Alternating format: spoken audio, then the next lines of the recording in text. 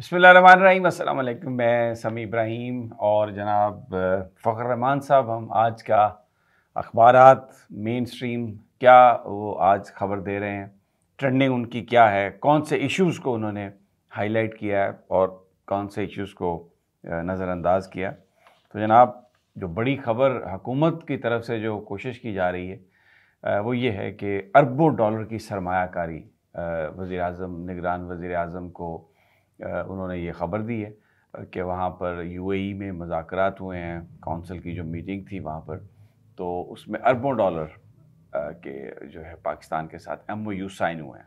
अच्छा, अब बड़ी अच्छी बात है ये तो कि एमओयू साइन हुए हैं, लेकिन ये जो ख़बर हमें नज़र आ रही है फ़खर साहब, एक तो ये नज़र आ रही है बड़ी ख़बर इसमें नवाए वक्त में ये बड़ी है। बाकी जो हमारे अंग्रेज़ी अखबारात हैं जिसमें डॉन है और ट्रिब्यून है, इन्होंने इस खबर को उस तरह से मेन स्टोरी नहीं बनाया, लीड स्टोरी नहीं बनाया। एक तो ये चीज़ है। दूसरा, अरबों डॉलर्स के एमओयूज़ उनकी कोई तफसील नहीं है, सिर्फ जनरलाइज करके लिख दिया गया कि ये महकमे उसमें एनर्जी है, फ़लाँ है, लेकिन स्पेसिफिकली नहीं बताया गया। 20 से 25 अरब डॉलर कहा जा रहा है कि यूएई से इन्वेस्ट होंगे और वो 1.8 मिलियन पाकिस्तानियों का घर है। बहुत अच्छी मुलाकात हुई है, आर्मी चीफ भी वहाँ पर मौजूद थे। डेफिनेटली ये ताल्लुकात भी हैं और सब कुछ है, लेकिन जो एक चीज़ की हमें तशनीगी नज़र आ रही है वो ये है कि स्पेसिफिकली एमओयूज़ किस सेक्टर में कितने अरसे में इन्वेस्टमेंट होगा, क्या उसका तनासुब होगा, उस हवाले से हमें कोई इन्फॉर्मेशन नहीं मिल रही। हाँ बिल्कुल, मैं तो कल भी जब हमने ये प्रोग्राम में डिस्कस किया था तो यकीनन चाहे 25 अरब डॉलर की हो, 50 अरब डॉलर की हो, इस हवाले से हम एक तसलसल के साथ सुनते तो चले आ रहे हैं, लेकिन हमें प्रैक्टिकली हमने देखा है और ख़ास तौर पे जो पाकिस्तान का जो नेशनल मीडिया है उसमें कुछ अखबारात तो इसको हाईलाइट कर रहे हैं, लेकिन जिस चीज़ को फॉरेन इन्वेस्टर पढ़ सकता है वो आपके ये इंग्लिश डेलीज़ हैं, जहाँ पर ये शुरू में तो फिगर्स इस तरह के रिफ्लेक्ट हुए। ट्रिब्यून को अगर आप देखें तो ये है तो फ्रंट पेज पे, लेकिन लोअर हाफ में है। जी हाँ, नवाए वक्त ने इसको मेन स्टोरी लगा दिया है। अच्छा, इसी तरह जो डॉन है, डॉन में भी हमें ये फ्रंट पेज पे स्टोरी नज़र नहीं आ रही। नहीं, तो एक बड़ा मोतबर अखबार है अंग्रेज़ी का डॉन। इसी तरह अगर आप दुनिया में देखें तो उसमें भी ये हमारी लीड स्टोरी नहीं है, मेन स्टोरी नहीं है, यानी सेकंड ये स्टोरी आती है। तो जंग ने भी इसी तरह इसको मेन स्टोरी नहीं बनाया, सुपर लीड टाइप ये स्टोरी इनकी है। बड़ी खबर किसको बनाया इन्होंने, जंग ने और जो दूसरे अखबारात हैं वो बेसिकली ये दुनिया ने, जंग ने, कि जो एवंस फील्ड की रेफरेंस में जो समाअत है अपील की इस्लामाबाद हाई कोर्ट में, उसके बारे में जो जस्टिस आमिर फारूक साहब के रिमार्क्स हैं वो उन्होंने लीड बनाया। या दुनिया आपके पास है, अगर आप पढ़ के बता दें, जंग भी आप ही के पास है। जी हाँ, ये देखें, ये लीड स्टोरी है दुनिया अखबार की। फ़र्द जुर्म सही आयद हुई, ना नैब को शवायद का पता। हाँ, ये नहीं, फर्द जुर्म भी सही आयद नहीं हुई, ना नैब को शवायद का पता। और इसी तरह जंग ने लिखा है एवन फील्ड चार्ज सही फ्रेम नहीं।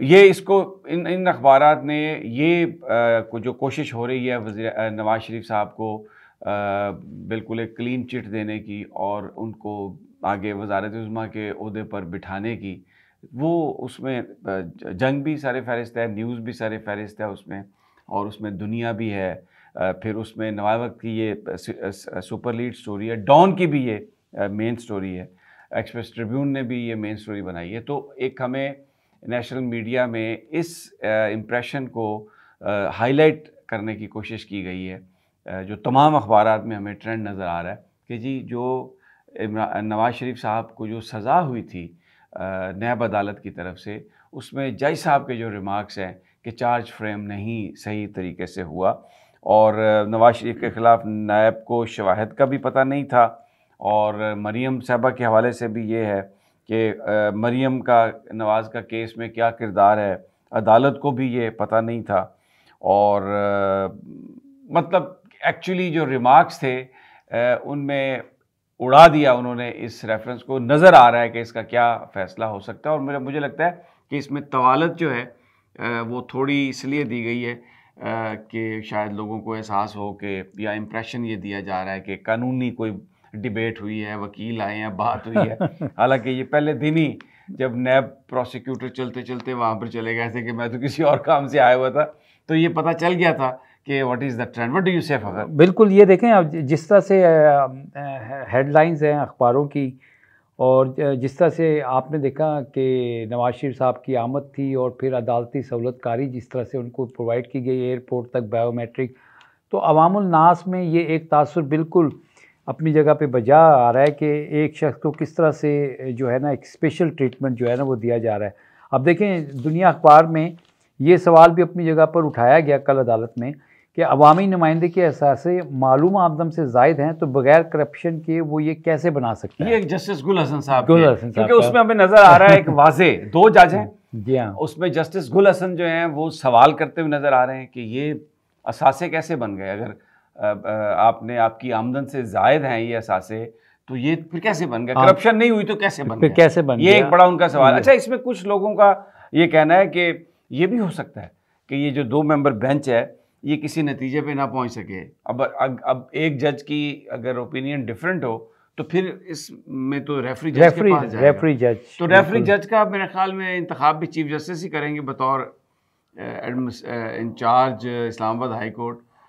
तो अब देखें ना ये जो इख्तियार है एक तो कमेटी, हालांकि वो बेंच पे भी बैठे हैं, फिर इख्तियार भी उनके पास है रेफरी का। अब वो रेफरी जो है वो कौन सा होता है? सोशल मीडिया पर कल बड़ी धूम मची हुई थी कि जज नहीं शेर लगे हो, शेर मतलब अब इसको आप किसी भी तरफ ले जा सकते हैं। शेर से मुराद ये भी हो सकता है कि उन्हें ये ताना दिया जा रहा हो कि आप नून लीग के साथी बने हुए हैं, लेकिन एक हमारी जो लैंग्वेज है उसमें भी ये कहा जाता है कि ओए जीदार है, शेर है। ये भी हो सकता है कि ये खुल के, ये नून लीग वाले तो कह रहे होंगे कि ये खुल के रिमार्क्स दिए गए हैं।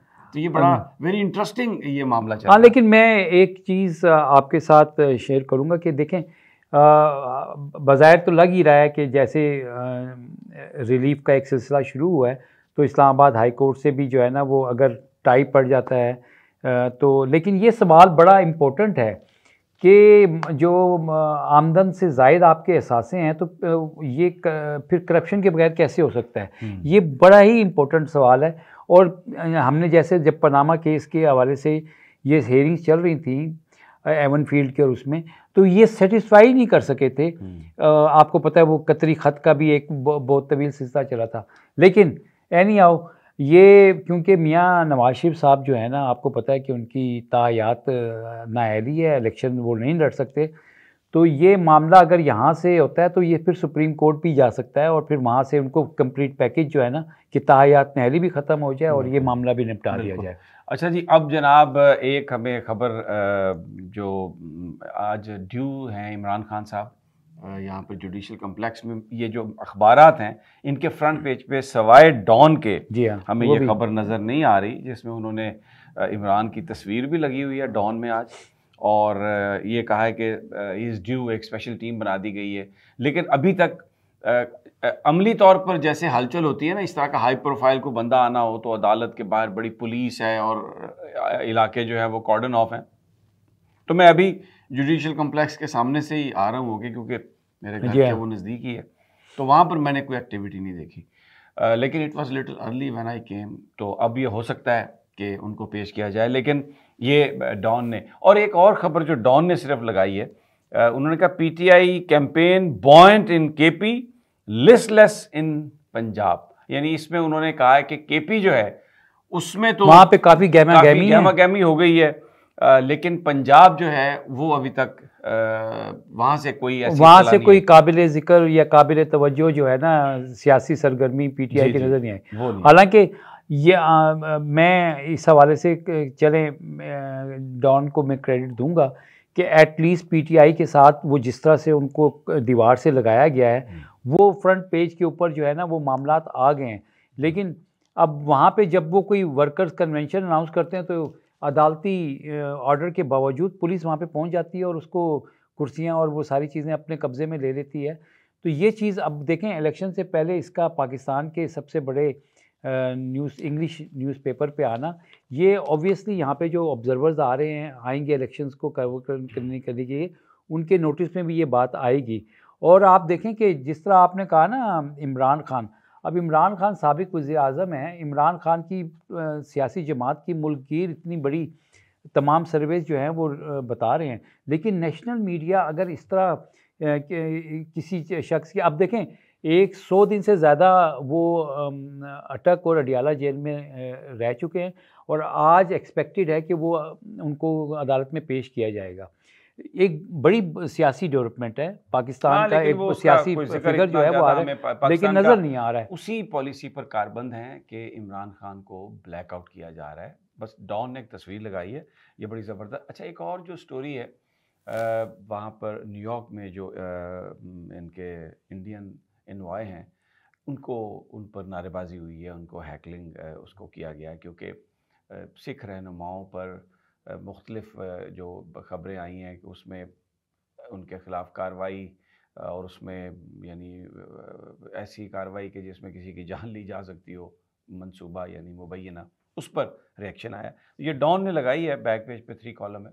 ये एक ऐसी खबर है क्योंकि जो वो किरदार है हमारे हॉस्टाइल नेबर का, हमारी वैली में जिस तरह से वो कर रहे हैं, और दूसरा वो जैसे उन्होंने किया है, तो इसको ज़रूर हाईलाइट होना चाहिए क्योंकि ये एक मुसलसल वो एक चीज़ चली आ रही है। तो ये मेन जो खबरें आज तक की तो इस तरह हाँ, देखिए ये जो खालिस्तान के जो एक्टिविस्ट हैं, चाहे वो कनाडा में हैं चाहे वो कहीं पर हैं, उनको बैरून मुल्क मारने की जो इंडिया की तरफ से बाकायदा चीज़ें अब खुलकर सामने आ चुकी हैं, और पाकिस्तान के अंदर भी उनके जो एजेंट जो थे वो गिरफ़्तार हुए। राक एजेंट कुलभूषण यादव जो है उसकी जीती जागती मिसाल है। ये एक स्टेट टेररिज्म जो है, ये देखें पाकिस्तान की बातों पे पहले यकीन नहीं किया जाता था, लेकिन अब तो कनाडा, अमेरिका और सब इस बात पे मुत्तफ़िक है कि इंडिया इस किस्म की सरगर्मियों में मुलव्वस है। एक और बड़ी इंटरेस्टिंग खबर है डॉन में, जिसमें उन्होंने एक्सप्रेस ट्रिब्यून में शायद मैं देख रहा था, वो खबर है कि IMF का कंट्रोल जो है वो स्टेट बैंक ऑफ पाकिस्तान के ऊपर मुकम्मल हो गया है, और माजी में जो इन्फॉर्मेशन नहीं दी जाती थी स्टेट बैंक को, अब वो हासिल कर रहे हैं, और डायरेक्ट इन्फॉर्मेशन। और पहले तो स्टेट बैंक की ऑटोनॉमी हासिल की गई, फिर उसके बाद उसके गवर्नर की, तो अब दूसरे लफ्ज़ों में डायरेक्टली जो हमारा स्टेट बैंक है वो IMF के साथ मिलकर काम कर रहा है, और वो शायद हुकूमत पाकिस्तान को उस तरह से आंसरेबल ही नहीं, वैसे उसका नाम स्टेट बैंक ऑफ पाकिस्तान है। तो अगर ये सूरत हाल ऐसे रहेगी, IMF का कंट्रोल अगर रहेगा, तो फिर जो हमारे फाइनेंशियल इश्यूज़ हैं related to China regarding CPEC, तो वो हमेशा माजी में भी वो एक मामला बनता रहा कि जी हम पैसे नहीं देंगे आपको कि आप इससे चाइना का लोन पे करेंगे, तो उसको डिस्करेज करने की जो बात है, वो ये बहुत ही जो फवाद हसन फवाद हैं उनको कोट करके शहबाज राना साहब की ये खबर है। शहबाज राना साहब बड़े क्रेडिबल जर्नलिस्ट हैं, उन्होंने ये जो खबर की है कि IMF कंट्रोल जो है वो अब स्टेट बैंक ऑफ पाकिस्तान पर इतना ज़्यादा हो गया, तो ये it's a very alarming story. बहुत मैं आपको कह रहा हूँ कि जिस तरह से केयर टेकर सेटअप के मिनिस्टर ने इसको एंडोर्स भी कर दिया है, इसकी तस्दीक भी कर दी है, खबर दी उन्होंने। जी हाँ, एंडोर्स नहीं किया, शहबाज राना साहब की उनकी गुफ्तगू है। मैं यही कह रहा हूँ कि पहले ये कहा जाता था कि IMF ने स्टेट बैंक को मुकम्मल अपने कंट्रोल में कर लिया, और वो उसको जो भी पाकिस्तान की माली मामलात के हवाले से। अच्छा एक सवाल मैं आपसे पूछना चाहता हूँ, नवाज शरीफ साहब जो वो लगाते हैं मुंह के ऊपर, जो वो क्या वो मास्क जो है, वो नाक जो है वो नज़र आ रहा होता है, मुंह पर होता है, तो बोलने पर है उन्होंने मास्क लगाया हुआ, या क्या मुंह से सांस लेते हैं आप? क्या इसे मुझे बता सकते हैं आप? वो मेरा ख्याल में वो अपनी जो बयानबाजी वो पहले करते थे, शायद उनको अब ये होगा कि कहीं कोई ऐसी बात ना निकल जाए तो उसको मास्क कवर। मैं उनका सुन रहा था वो मरी में वो कह रहे थे कि ये क्या हो गया है, और आपको मेरी बात की समझ आई है, अगर समझ आई है तो पूछें, ये सवाल करें। तो वो मास्क मुंह पे, तो उनको मुंह को तो नहीं रोक रहा, लेकिन मैंने ये देखा है बड़ी लोग पहनते हैं ताकि कोई इनहेल ना कुछ हो जाए, तो वो इधर मुंह पे रखते हैं यूं करके, और फिर उसको नीचे उतार लेते हैं बातें करते हुए। अच्छा, अब मुंह से समझ नहीं आई कि ये कौन सी साइंस है। उनके जो डॉक्टर हैं अदनान, उन्होंने कोई उन्हें मशवरा दिया है, या I don't know what it is, लेकिन मीडिया के लाडले हैं और उन्हीं की रिहाई और बरियत के लिए माहौल भी बनाया जा रहा है। और ये जो डॉलरों की बड़ी अच्छी बात है अगर पाकिस्तान में इन्वेस्टमेंट आए, लेकिन जिस तरीके से खबर लगाई गई है तो एक हौच पौच सा है, कोई डिटेल नहीं है, कि कौन सी कितने MOU कहाँ पर कितना साइन हुआ है, कितनी पाकिस्तान की इन्वेस्टमेंट होगी, कितने अरसे में होनी है, बस ये खबरें लगवा दी गई हैं। और वैसे सोशल मीडिया पर ये बात चल रही है कि ये कहा जाएगा इलेक्शन मुलतवी कराने के लिए कि अब सरमायाकारी आ गई है, बहुत ज़्यादा तरक्की हो रही है, तो ऐसे में तरक्की का पहिया डिस्टर्ब ना हो जाए तो इलेक्शन नहीं होने चाहिए। तो कमाल का आर्गूमेंट है। पाकिस्तान एक वाहिद मुल्क है जहाँ पे अगर डैम बने तो मुल्क टूट सकता है, और अगर बैरूनी इलेक्शंस हों, इलेक्टेड गवर्नमेंट आए लोगों की, तो फिर भी जो है वो तरक्की का रास्ता जो है या तरक्की का पहिया। अच्छा देखिए, ये बड़ी दिलचस्प बात आपने की है कि इलेक्शन ही वाहिद वो एक अलामत है जिससे चाहे अंदरूनी सरमायाकार हो या बैरूनी सरमायाकार हो, उसको एक कॉन्फिडेंस हासिल होता है और उसी के ऊपर उंगलियां ठहरें। जैसे आज मियां नवाज शरीफ साहब के बड़े ही अच्छे दानिश्वर जो हैं इरफान सिद्दीकी साहब, ठीक है, अब उनको भी लग रहा है कि जी इलेक्शन इल्तवा का शिकार होंगे तो बहुत बड़ा कोई आईनी बहरान पैदा होगा। वो तो इस तरह की बातें वो हो रही हैं। बहरहाल वेरी इंटरेस्टिंग। इंशाल्लाह आपसे मुलाकात होती रहेगी। कल फिर हाजिर होंगे अखबारात के साथ। अल्लाह ने